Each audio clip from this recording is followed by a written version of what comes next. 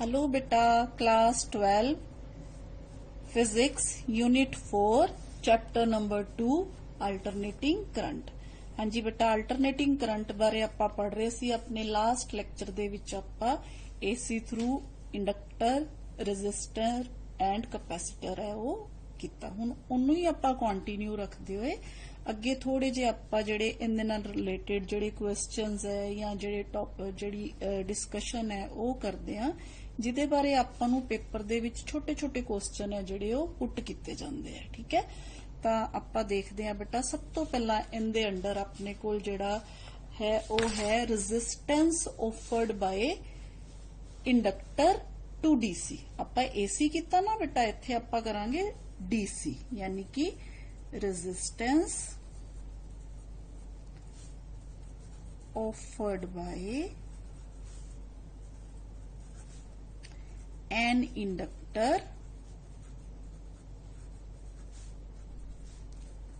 To DC.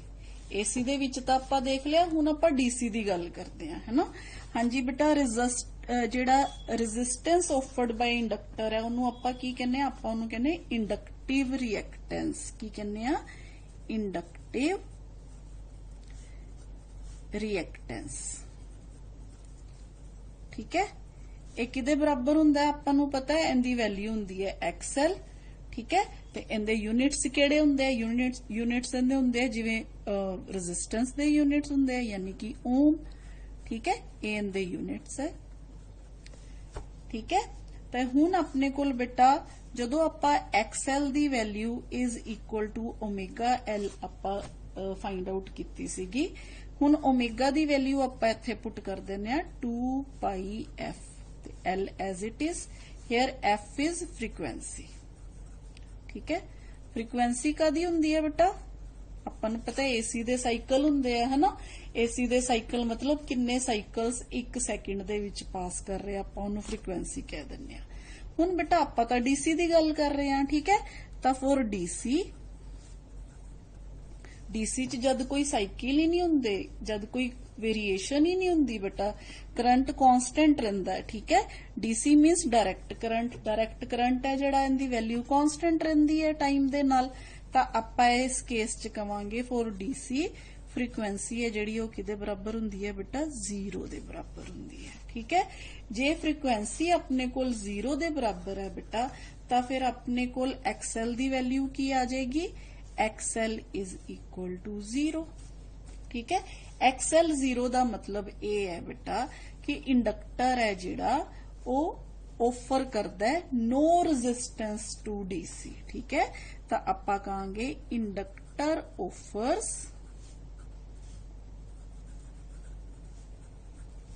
No resistance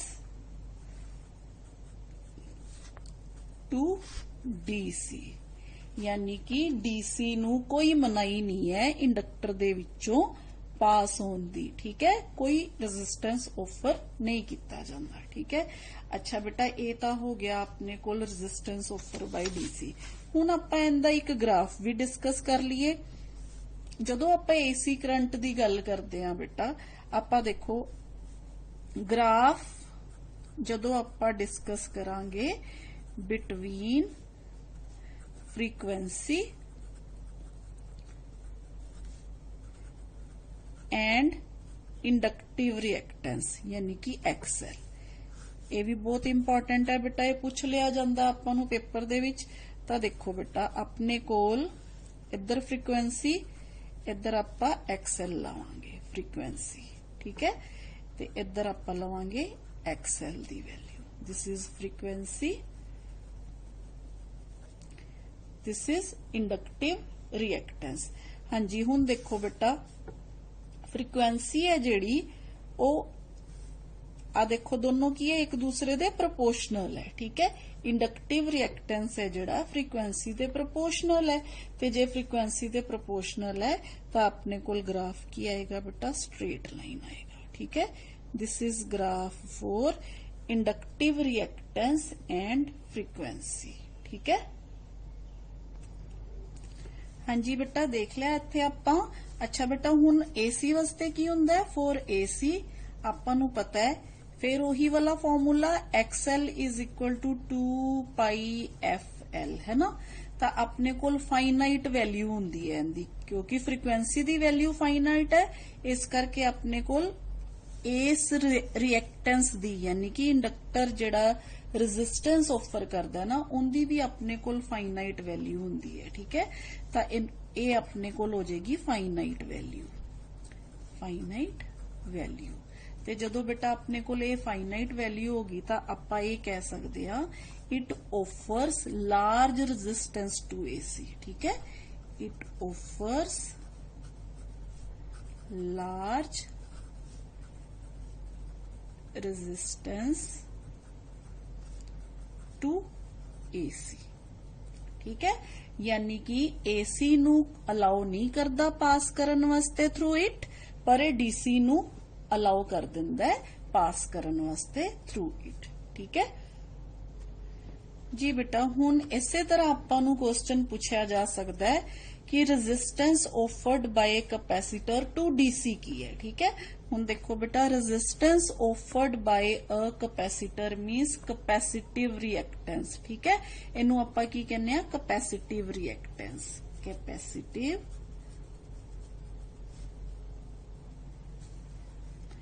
reactance.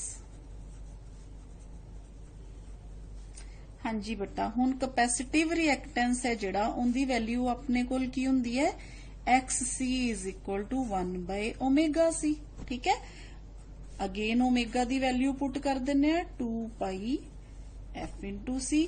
हुण बेटा for DC again F है जिहड़ा वो की हुंदा है 0, यानी कि फ्रीक्वेंसी वोल्टेज या करंट दी की हुंदी है अपने कोल 0 हुंदी है। ठीक है, जे फ्रीक्वेंसी 0 है बेटा, जदों आपां इस टर्म दे विच F0 पुट कर दांगे तो अपने कोल XC दी वैल्यू की आ जाएगी 1 divided by 0 is equal to infinity. Infinity तो इनका मतलब इनफाइनाइट रेजिस्टेंस। ठीक है, हाँ जी बेटा, इथों आपां नूं ये पता चलता है कि जिहड़ा कैपेसिटर है वो DC नूं इनफाइनाइट रेजिस्टेंस है जिहड़ा ऑफर करता है, पर फॉर AC वास्ते की हुंदा है बेटा, फॉर AC अगेन F है जिहड़ा उनदी फाइनाइट वैल्यू है। ठीक है, अच्छा बेटा, हुण F दी वैल्यू जे फाइनाइट है तो अपने कोल 1 बाय 2 पाई FC किदे बराबर हो जाएगा, small value, small finite value इनू आपां कह दांगे। ठीक है, तो इथों आपां नूं की पता चलदा है कि जिहड़ा कैपेसिटर है वो की करदा है, इनफाइनाइट रेजिस्टेंस ऑफर करदा है बेटा किनू, DC नू, पर ये AC नू अलाउ करन दिंदा है अपने विचों फाइनाइट वैल्यूज। ठीक है, स्मॉल फाइनाइट वैल्यू जिहड़ा है, यानी कि थोड़ा रेजिस्टेंस ऑफर करदा है ते AC नू जिहड़ा है वो इहदे विचों पास करन दिंदा है। इनू बेटा याद करन वास्ते आपां इदां भी कर सकदे हैं, जिवें आ देखो अपने कोल कैपेसिटर है।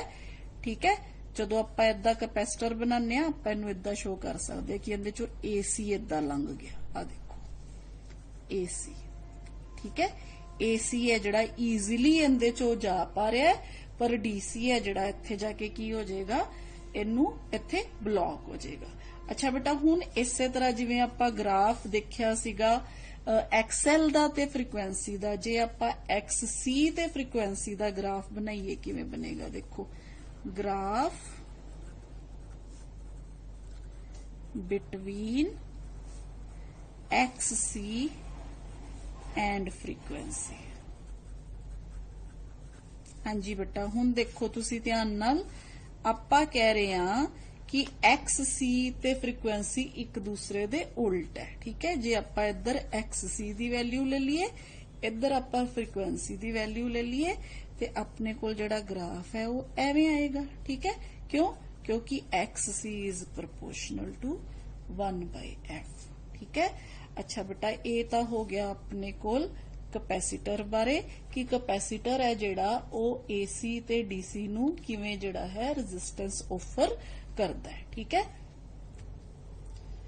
हाँ जी बेटा, हुण आपां नूं ये भी पूछा जा सकता है कि which is more dangerous, AC और डीसी। एसी या डीसी दोनों विचों कौन केड़ी वोल्टेज है जिहड़ी वो डेंजरस है। ठीक है, हाँ जी। हुण बेटा इनू जे आपां देखिए ते आपां कहांगे AC is more dangerous, AC is more dangerous.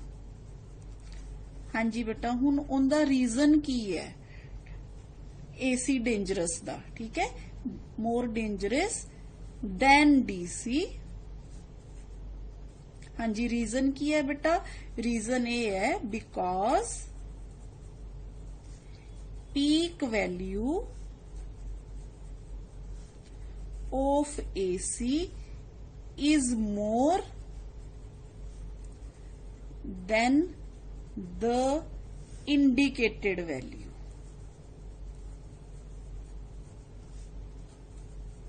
हाँ जी बेटा, मैं तुहानू कल भी दस्या सी कि जिवें मान लो आपां कहने आ 220 वोल्ट है जिहड़ी वोल्टेज आंदी है अपने घरां च जिहड़ी एसी, पर वो जिहड़ी 220 हुंदी है ना वो इफेक्टिव वैल्यू हुंदी है, आरएमएस वैल्यू हुंदी है।